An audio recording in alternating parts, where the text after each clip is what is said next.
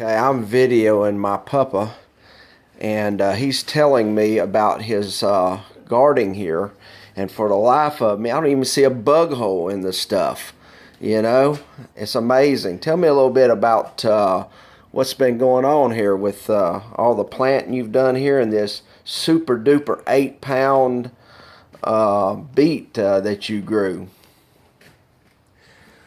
Well, we follow Acres USA magazine's instructions, and they are very, very rewarding.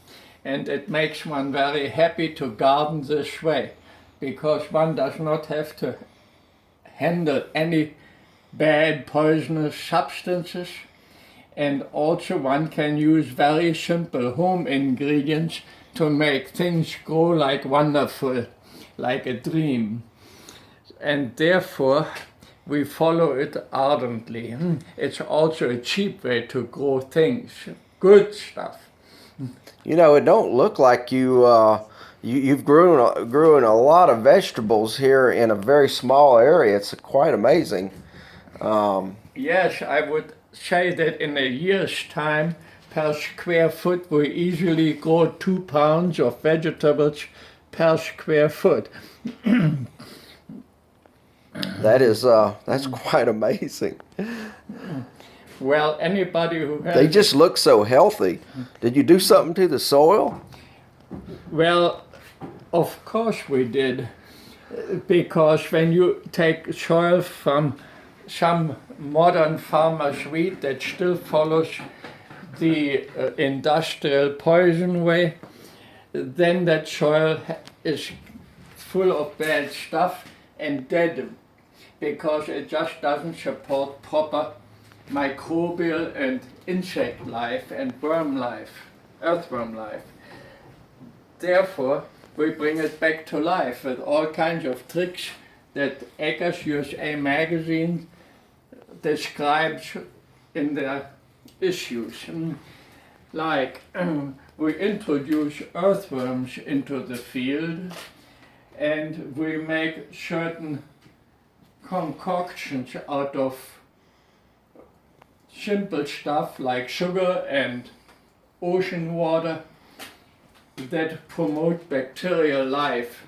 We call it the fertility drink from Korea, because this type of stuff was invented in Korea, and it makes our soil rich. Also, we use things that have been used by people for thousands and 10,000s of years, that comes from volcanoes. When the earth erupts and spews out rocks and dust, then afterwards things grow marvelously. And people, even though they were killed by those lava outbreaks and gas outbreaks from the mountains, they go right back up on those mountains and grow their food again, because it is of such superior quality and makes strong and healthy people and grows a lot. Yeah, it's quite amazing that how the quality of our food or the food that we eat affects, the development of our bodies. Why, yes, that is a thing that's traditionally said in English for several hundred years. Poor soil makes poor people, and rich soil makes rich people. And that, of course, goes for your household pets just the same. Yet, if you look out through history, it seems as a nation or a country, if they went in and cut all the timber off their mountains and didn't protect their soil, that it kind of washed down into the rivers and the creeks and out into the ocean, and they couldn't grow anything healthy anymore on those mountains. And it was the downfall of the country. It wasn't too long after that the country would fail, or they'd actually have to go out and outsource some of their products from other countries. Is that correct? That's 100% correct. And the modern examples are plenty of that sort of thing. And the United States today does exactly the same thing.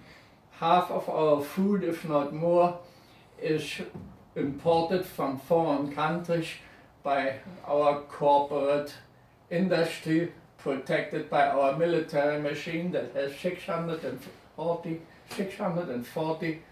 different military installations in the world over, in all kinds of foreign countries, making sure that food is imported at rock bottom prices from the native exploited labor. So in other words, it's more or less like slave labor, correct? Well, That wouldn't be the politically correct word for it, right? most people have been so brainwashed they do not recognize it as such. Nowadays, in wonderful Marxist communist tradition, this is called a different type of language in which the real meaning is hidden under the opposite. It is called now freedom, but in actuality, in real substance, it's slavery.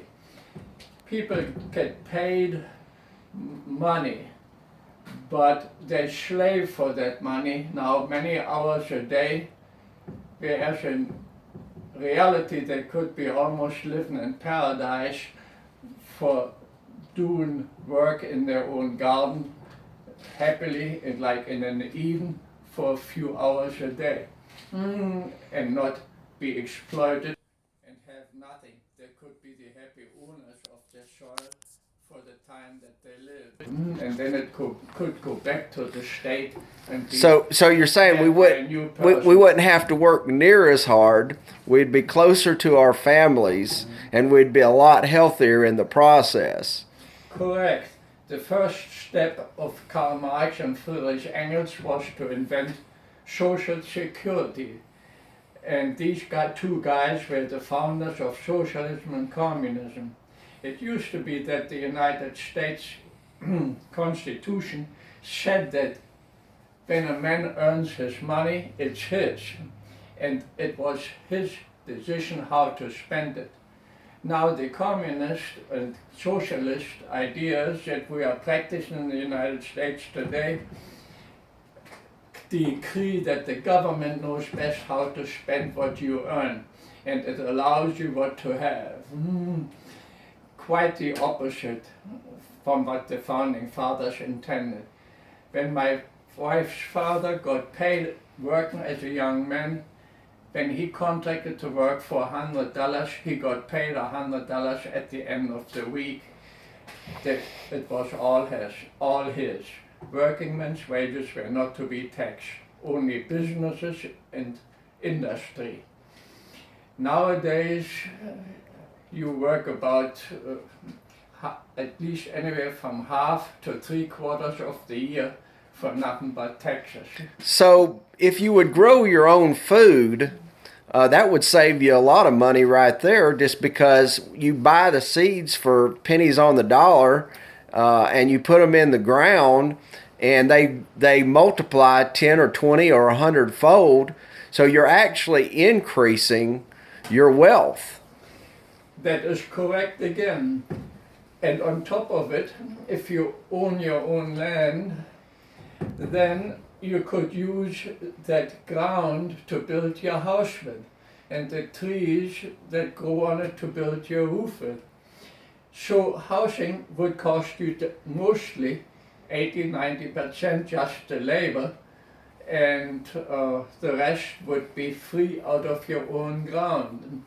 So the idea that you have to go in debt and pay a banker for 25 years for housing goes out of the window, and instead of then the banker, when you pay him the interest, you pay him for 2 houses, not just for one.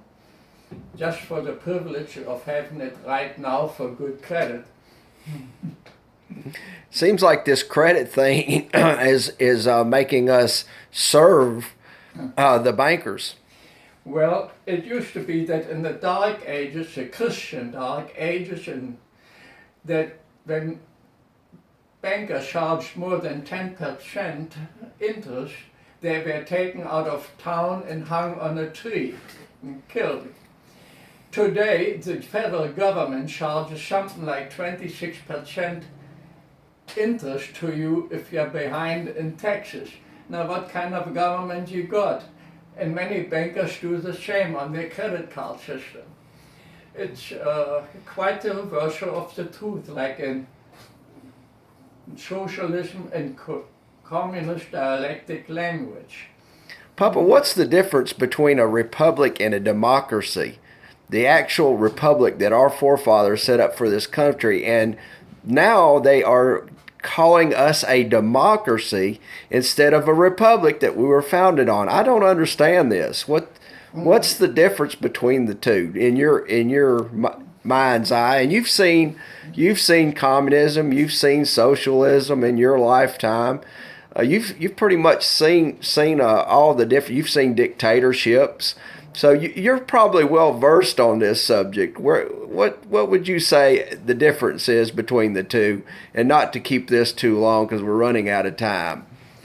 Well, I have been a victim of three types of governments: the socialist Adolf Hitler, the communist Soviet Russians, and now, of course, our United States democracy. It used to be that the founding fathers had a republic in mind with many checks and balances to ensure the freedom of people.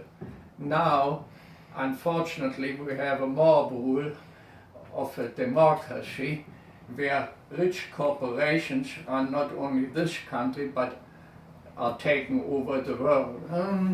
And that's very unfortunate because the individual has now hardly any rights and the government has all.